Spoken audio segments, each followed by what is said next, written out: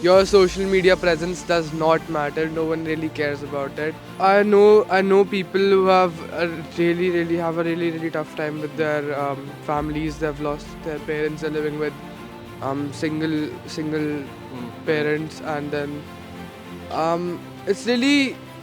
And I've seen a similarity in all of them. They prefer posting and being active on social media way more than a normal.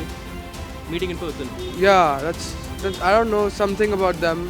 They like expressing themselves online. And personally, how I play games, I really don't play games. But when I do, it's when I spend my entire day outside, really tired. I've been to tuitions, I've been to school, I've played, and then at night it's really important that you ease your mind and play little games with your friends. But that's like 1 hour, 1.5 But there's a limit to it, hours. right? There's a limit to it. 1 hour, 1.5 hours. Not like you're just the whole night you're at it. दुनिया जिस speed से आगे बढ़ रही है, जिस speed से hi tech हो रही है ना, तो ये बहुत मतलब अच्छाई के साथ साथ बहुत बड़ी बुराई का भी संकेत है। जब बच्चा स्पेशली आपका टीन एज से एडल्ट की तरफ ग्रो कर रहा होता है, तब एक अदृश्य इनविजुअल दीवार कहीं ना कहीं खड़ी होने लग जाती है। पेरेंट्स और बच्चे के बीच में थोड़ी दूरियां क्रिएट होने लग जाती है। कई बार बच्चा अपने पापा को, मदर को एक एनिमी के तौर पे भी देखने लग जाता है, because of extra control, extra observation, यहाँ नहीं जाना, वहाँ नहीं जाना, ये नहीं करना, वो नहीं करना। तो मैं भी थोड़ा अपना क्लीन अप या फिर किसी ना किसी एक्टिविटी में लगे रहते हैं, तो स्क्रीन टाइम मेरा भी कम है। तो इस वजह से बच्चों को भी है ही नहीं कि आप देख रहे हो तो मैं भी देखूं। बिकॉज ये बहुत ज़्यादा ज़रूरी है कि अगर पेरेंट्स देखेंगे तो ऑब्वियसली बच्चा जिद करेगा ही कि आप भी देख रहे थे।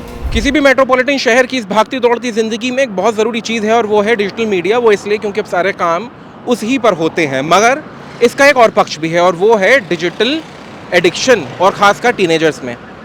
अभी एक खबर आई गाज़ियाबाद से, काफ़ी दुखद, जिसमें 3 बहनें, तीनों ने आत्महत्या कर ली और नाम आया एक कोरियन लव गेम का। बाद में शायद उसे रूल आउट भी कर दिया गया, मगर ये एक बहुत बड़ा कंसर्न है अपने आप में कि अभी जो टीनेजर्स हैं वो किस तरह से सोशल मीडिया को इस्तेमाल कर रहे हैं या फिर डिजिटली जो एब्जॉर्ब कर रहे हैं कंटेंट, वो उनकी मेंटल हेल्थ को कैसे उस पर इम्पैक्ट डाल रहा है। तो आज हम ज़मीन पर उतरे हैं थोड़ा सा समझने के लिए, जो स्टेक होल्डर्स हैं, जिसमें टीनेजर्स खुद आते हैं और पेरेंट्स हैं, पेरेंट्स में मदर और फादर दोनों।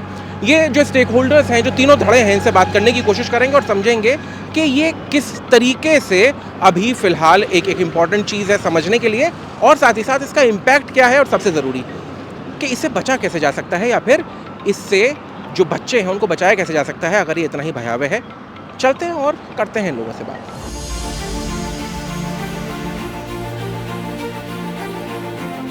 आज जिस मुद्दे के बारे में बात करने के लिए आए थे उसमें माँओं का पक्ष जानना बहुत ज़्यादा ज़रूरी है, क्योंकि ऐसा मान कर चलते हैं कि वो ज़्यादा समय बच्चों के साथ बिताते हैं, मगर वहीं पिता, क्योंकि एक आम धारणा ये भी है कि पिता काम करने के लिए बाहर निकलते हैं, जो कि शायद है भी, उनको कितना पता है, वही बात करने के लिए हमारे साथ आदर्श साहब हैं।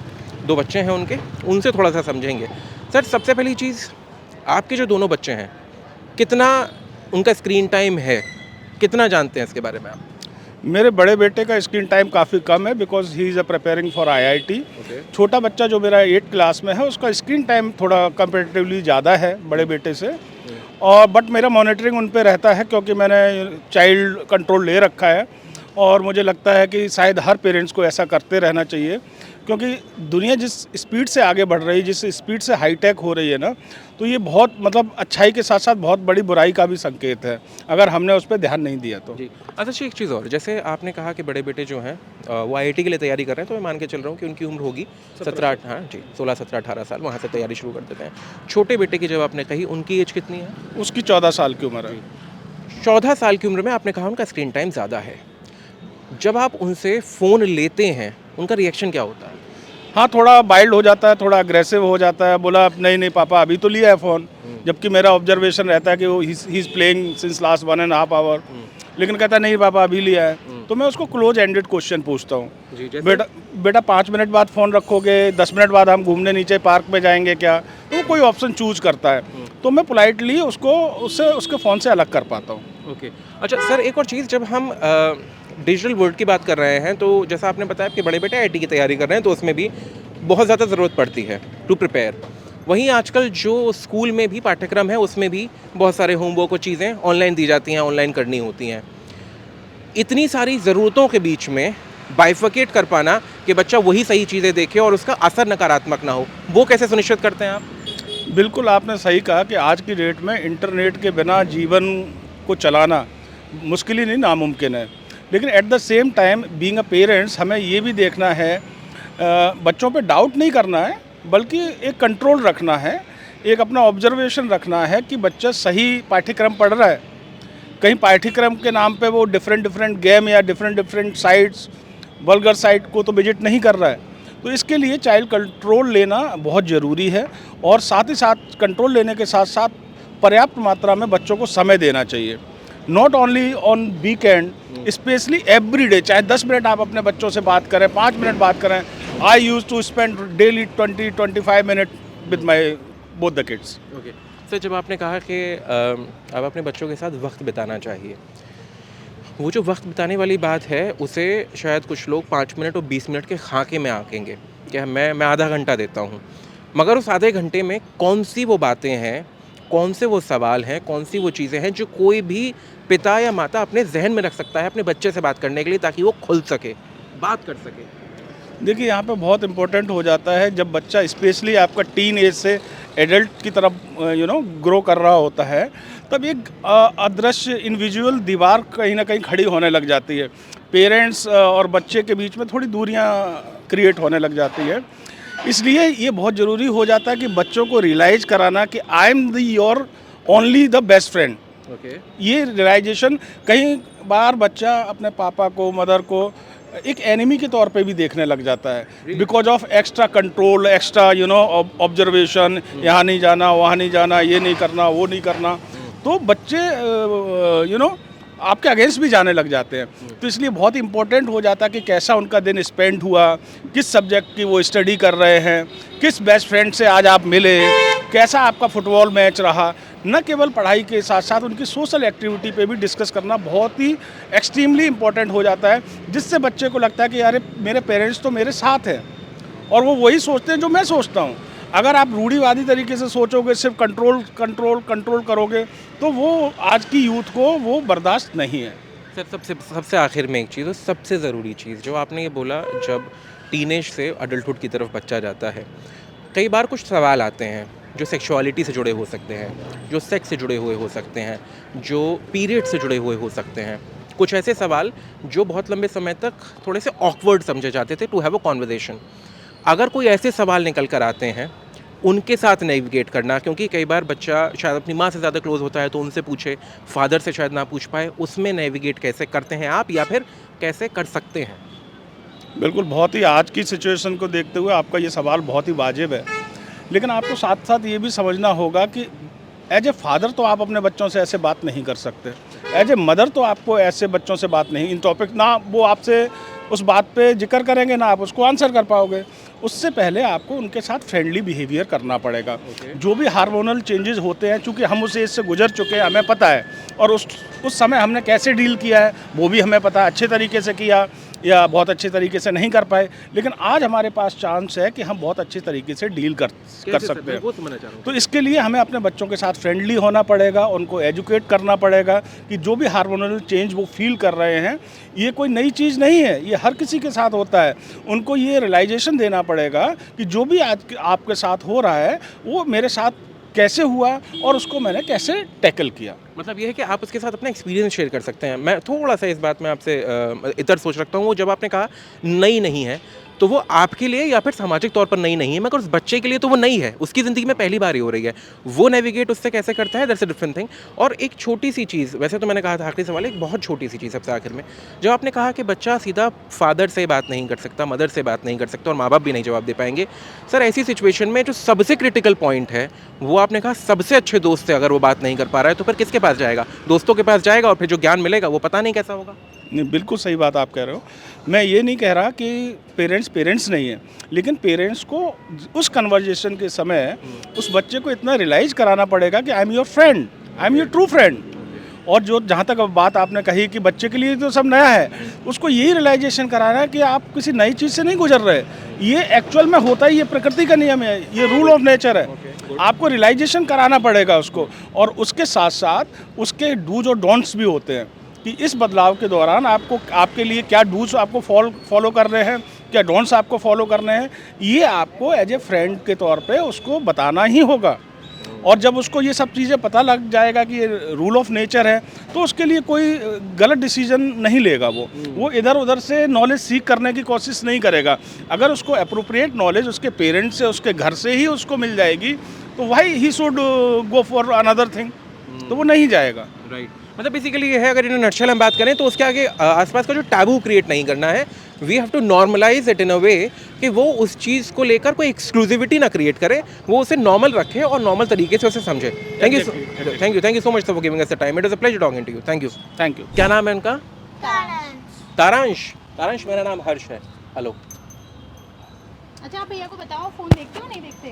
आप फोन देखते हो क्या? नहीं। हाँ नहीं, मैं तो फ़ोन देखता हूँ बाबू, मेरी गलती है, बट आप फ़ोन देखते हो नहीं देखते हो? ना। नहीं देखते हो? ना। और फिर क्या करते हो अगर फ़ोन नहीं देखते हो? खेलने जाते हो? हाँ, खेलने जाता हूँ, पर टीवी भी देखता हूँ ज़्यादा। अच्छा, टीवी पे क्या देखते हो? ये- हाँ? मुझे नहीं पता। कार्टून देखते हो आप? कार्टून? ना, कार्टून नहीं देखता हूँ, टॉम एंड जेरी होता है cartoon. Tom and Jerry cartoon होता है, आपको अच्छा लगता है? हाँ। ओके, चलिए थोड़ी सी बात अब करते हैं। जो उन्होंने बोला फ़ोन नहीं चलाते हैं, उसके पीछे का कारण, और वो है उनकी मदर। मैम, बच्चे ने बोला वो फ़ोन नहीं चलाता है, कैसे पॉसिबल है अभी इस एज में? आप कैसे मैनेज करती हैं कि बच्चे को, उसका इतना जो ब्रेन है एक्टिव, उसको कैसे कि वो फ़ोन से दूर रखा जाए? एक्चुअली मैं काफ़ी बार इसे मतलब ये काफ़ी छोटा है अभी, ही इज़ जस्ट 4 इयर्स। तो आफ्टर स्कूल, जैसे कि यहाँ पे इसका स्कूल, तो ये 12 o'clock यहाँ से इसके बाद जाता है, फिर 1 o'clock 1:30 हम इसे फूड एक्टिविटी में या फिर ऐसे ही अपने साथ खेल में बिजी रखते हैं अप टू 2 o'clock। फिर 2 o'clock के बाद 2 to 3 हम 1 घंटे इसे टीवी टाइम देते हैं, मतलब every day I give him a TV time. फिर आफ्टर दैट 3 o'clock के बाद थोड़ा इसका स्टडी टाइम, थोड़ा क्ले से, टॉय से इसका थोड़ा पूरा प्ले मैसअप की आप ये प्लेस आप इनके साथ खेलो।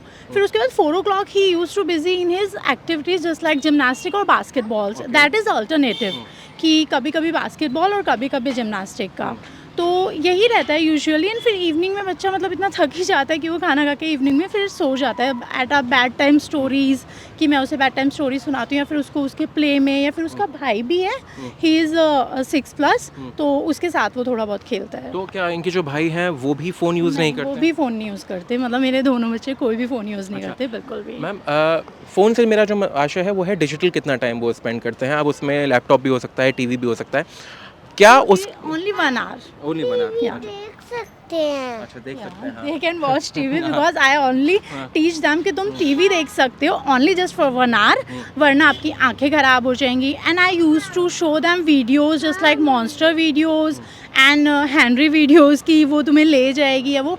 एंड इतने छोटे बच्चों को ये चीज़ें समझाना थोड़ा इजी है, लेकिन बड़े वाले को तुम नहीं इतने टाइम तक वो कर सकते। बट फिर भी ना वो इंगेज अपनी एक्टिविटीज़ में इतना हो गया है, सैटरडे संडे उनका स्क्रीन टाइम टीवी को लेके थोड़ा ज़्यादा हो जाता है, but not on the week days. Okay, अच्छा, एक और छोटी सी चीज़ मैम, एज अ पेरेंट आप अपने बिहेवियर में, अपने रूटीन में ऐसे कौन से चेंजेस करते हैं? क्योंकि एक चीज़ है कि बच्चे आपको सुनते नहीं हैं, आपको ऑब्जर्व करते हैं। What you do, they just look at you and they mimic you, they imitate you. क्या आप लोग भी अपना जो स्क्रीन टाइम है उसे कम करा है अपने बच्चों के लिए, या फिर वो नॉर्मल रहता है? How does that work with you? No, because उसके फादर घर पे मॉर्निंग टू इवनिंग, मतलब सुबह जाके बस शाम में ही आते हैं 7 to 8 o'clock। एंड मेरा भी होता है, यूजुअली मैं घर के कोर्स में बिजी होती हूँ, या फिर अगर मैं फ्री हूँ भी तो मैं भी थोड़ा अपना क्लीन अप या फिर किसी ना किसी एक्टिविटी में लगे रहती हूँ, तो स्क्रीन टाइम मेरा भी कम है। तो इस वजह से बच्चों को भी है ही नहीं कि आप देख रहे हो तो मैं भी देखूँ, बिकॉज ये बहुत ज़्यादा ज़रूरी है कि अगर पेरेंट्स देखेंगे तो ऑब्वियसली बच्चा ज़िद करेगा ही कि आप भी देख रहे थे। सो दैट इज़ ओनली, क्योंकि उसके घर में उसके ग्रैंड पेरेंट्स भी हैं, and also they also supports me, कि वो ऐसे नहीं करते कि थोड़ी देर टीवी देख ले, थोड़ी देर फ़ोन देख ले, वो ये चीज़ नहीं करते हैं। Because I also told them कि अगर मैंने कुछ लिमिट सेट करे हैं तो वो ज़रूरी हैं, क्योंकि मैं उस चीज़ को, कि अगर मैं घर पे नहीं भी हूँ तो बाई चांस आप उस चीज़ को कंटिन्यू करें। बार फोन देखते फिर बंद कर देते हैं ना। हाँ, फ़ोन कभी कभी देख के बंद कर देते हैं, वो भी जब मम्मा कुछ इंपॉर्टेंट देख रही होती है। अच्छा, just last question, I won't take much time. This is a serious concern, you can understand that, मतलब ये एक important आई चीज़ है। Totally understand this. अब मैं उस लिहाज से, क्योंकि अभी पेरेंट्स जो हैं उनके कई बार आते हैं कि बच्चा फ़ोन ले रहा है, और बच्चे से जब हम बात करें तो टीनेजर्स भी फ़ोन पे लगे रहते हैं, दे डोंट इंटरैक्ट, और कई बार वो ऐसा हो जाता है कि बच्चे से अगर फ़ोन या फिर हमने उसका लैपटॉप या फिर आईपैड ले लिया तो बच्चा बहुत इरिटेट हो जाता है। इन जनरल जो पेरेंट्स हैं जो आपको सुन रहे होंगे, जिनका बच्चे आपके जैसे 2 बच्चे हैं जो सेम एज ग्रुप के हैं, क्या वो कुछ बेसिक चीज़ें हैं जो वो कर सकते हैं ताकि उनका बच्चा भी अगर उस प्रॉब्लम से वो गुजर रहे हैं तो बाहर निकल सके? या श्योर कि आप लोग उन्हें किसी ना किसी एक्टिविटी में तो लगा के रखो कि अगर बाय चांस आप भी बिजी हैं, आई रियली अंडरस्टैंड दैट कि हो सकता है वर्किंग भी हैं, बाद में आप मेड के उसमें छोटे हैं, लेकिन उसमें आपको टोटली कोई ना कोई ऐसी एक्टिविटी अपने घर पे कोई ऐसा प्ले जोन सेट कर लें, थोड़ा क्ले एक्टिविटीज़ कर लें, कुछ भी ऐसा कर लें जो बच्चों को पसंद हो, बट थोड़ा डिफरेंट हो कि उसमें वो बोर ना हो। तो चीज़ें just like he has a 2-3 baskets of the toys जो कि टूटे भी हुए हैं। मैं नहीं कह रही कि मैं उससे रोज़ न्यू टॉयज़ ला के दे रही हूँ, लेकिन उसमें टूटे हुए भी टॉयज़ हैं, कैसे भी टॉयज़ हैं, वो उससे कुछ भी करता रहता है। तो उसमें थोड़ा ईजी हो जाता है कि बच्चा इन्वॉल्वड है। तो बच्चे का किसी ना किसी चीज़ में इन्वॉल्व होना बहुत ज़रूरी है। अगर पेरेंट्स के बाद ग्रैंड पेरेंट्स भी घर पे हैं तो उनका भी बहुत ज़रूरी है कि कोई भी दे हेल्प्स या दे, क्योंकि अगर मैं भी नहीं हूँ तो मेरी मदर इन लॉ जो है वो इनके साथ खेलती हैं। मतलब नहीं कि भाई मम्मी घर पे नहीं है तो तुम टीवी देख लो, तुम फ़ोन देख लो, वो इनके साथ टोटली खेलती हैं। They spend the time on that. हम जिनके बारे में बात कर रहे थे कि डिजिटल एडिक्शन और किस तरीके से ये एक बहुत ही सीरियस कंसर्न है, अब जिनसे जुड़ा हुआ है वो टीनेजर्स। तो हमको एक टीनेजर मिले और अभी हमने उनके मदर से वर्बल कन्फर्मेशन भी लिया, कंसेंट भी लिया कि हम उनका चेहरा दिखा सकते हैं, तब ये मैं चीज़ आप तक पहुंचा रहा हूं। और आपका नाम है कृषव, राइट? कृषव कौन सी क्लास में हो? 11th। कृषव, डिजिटल एडिक्शन जब हम बोलते हैं, for you what does it mean digital addiction? For me personally, I honestly think it's not that deep if you have other distractions in your life. As long as you're some person who is only who's only limited to studying and your phone, then it's very, very, very, very hard for anyone to get out of that phone addiction or laptop addiction. But as long as you're invested in some other third party activities like sports, instruments and anything like that, you're going to classes for that, you're having fun with family, then it's all good, man. You'll control your digital screen time. But yeah. Krishna, there's one more thing that when it comes about screen time, because for you might be taking some classes or stuff like that, so you have online classes as well, you might have assignments and you have to be there on the internet, but there a certain limit to it. So how do you yourself create a cap or like draw a line between that, okay, this is the time I need to spend on the internet or on the screen, and after that, okay, that's done? Personally, I don't. You don't do But that? I do try. Sometimes I think 90% of the people our age right now, what they do is, as soon as their exams are about to come and start, they deactivate or close their Instagram accounts and like stop their screen time, like pura.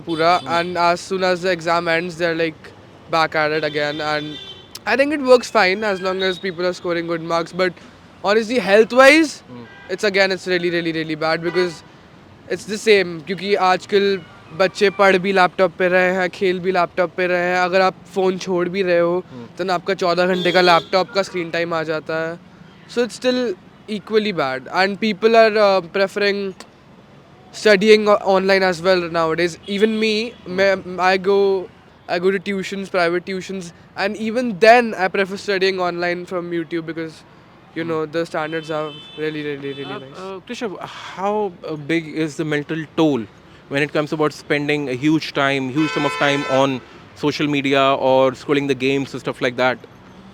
See, personally, games are sometimes in a limit. They're also important because like personally, how I play games, I really don't play games. But when I do, it's when I spend my entire day outside, really, really tired. I've went to tuitions, I've been to school, I've played. And then at night, it's really important that you ease your mind and play little games with your friends. But that's like 1 hour, 1.5 But there's a limit to it, hours. right? There's a limit to it. 1 hour, 1.5 hours. Not like you're just the whole night you're at it. That's not. And there's one more thing, Krishav, that I need to understand, which is one of the most important thing of this whole discussion. That let's suppose there's a student of your same age or any of your friend who is going through a very tough household or a personal turmoil sort of situation is there with them, and they find their solace. They are happy. They're finding their space on social media. Yeah. So is it a critical or is it a serious thing one should be concerned about? I feel like I know people who have a really tough time with their families. They've lost their parents. They're living with single parents, and then it's really. And I've seen a similarity in all of them. They prefer posting and being active on social media way more than a normal. Meeting in person. Yeah, that's I don't know, something about them. They like expressing themselves online, and yeah, that's I think Is it a healthy thing to do? for them, as long as it's helping them, I feel like they should continue doing it. But there should be a limit to it, no? Because ultimately, at the end of the day, it is considered to be going out and talking to people, and direct interaction is considered to be good. It might help, but social media, because because it is a certain sort of an algorithm which is working out there, na? Maybe they're just coping through Instagram, but yeah, it feels like it's helping them. I don't know. Okay, just this last thing, Krishav. If somebody is out there listening to you from the same age group who might be spending much of the time on social media, playing games and anything else, which I am not demonizing at this point as in like outright, but still that might not be able, that guy or that girl is not be able to understand that how that is not very much helping him or her. What can be the way out of it? What can be the way that they can understand the gravity of the situation they're into?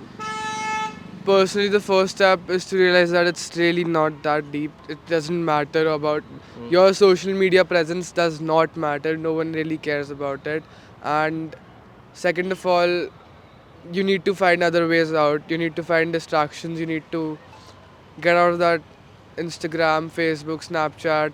You need to find other hobbies. I think this is the best way anyone can get out of all these situations. Yeah, that's it. If I say using Instagram and social media is really bad, I'd be a very bad hypocrite. So Exactly, I not want- being hypocritic and being like understanding the whole situation, because right now in the current generation it is really difficult to stay disconnected from that, and that will be an odd one out sort of a thing, and you don't want to be that. Everybody wants to be fit in, not in a sense that in a negative sense, but yeah, everyone wants to have friends around, no? And everyone is out there, so it could be a good thing to even socialize. I want to like I just post my achievements, or if I go to some party, if I see a beautiful sunset. That's, for example, I just won something today at my school. I'll post a story about it. I'll show everyone that I won something. That's good. You can do that. But like, still, there's a limit. Not to very it. personal details. Yeah, not personal details. Never. No. तो कि जैसा हमने आपको शुरुआत में बताया था, 3 जो धड़े हैं या फिर 3 जो स्टेक होल्डर्स हैं इस पूरी बातचीत के, जिसमें माता पिता और वो टीनेजर्स, जिनको लेकर ये पूरा डिजिटल एडिक्शन की जो बात है, हमने उनसे बात करने की कोशिश की, और जो सबसे खूबसूरत बात निकल कर आई जो टीनेजर्स ने खुद बताई कि कहीं ना कहीं अगर सही तरीके से वो चीज़ ट्रांसलेट हो या उन्हें बताई जाए तो वो खुद एक लकीर खींच लेते हैं कि कहाँ उन्हें रुक जाना है और कहाँ वो एडिक्शन नहीं बनता है। आने वाले समय में कोई ऐसी ही रिपोर्ट आप तक पहुंचाने के लिए फिर उतरेंगे ज़मीन पर। तब तक आप अपना लाइक, शेयर, सब्सक्राइब के रूप में सहयोग DH के साथ बनाए रखें। कैमरे के पीछे मेरे सहयोगी रहती मैं हर्षवर्धन सिंह, DH के लिए नोएडा।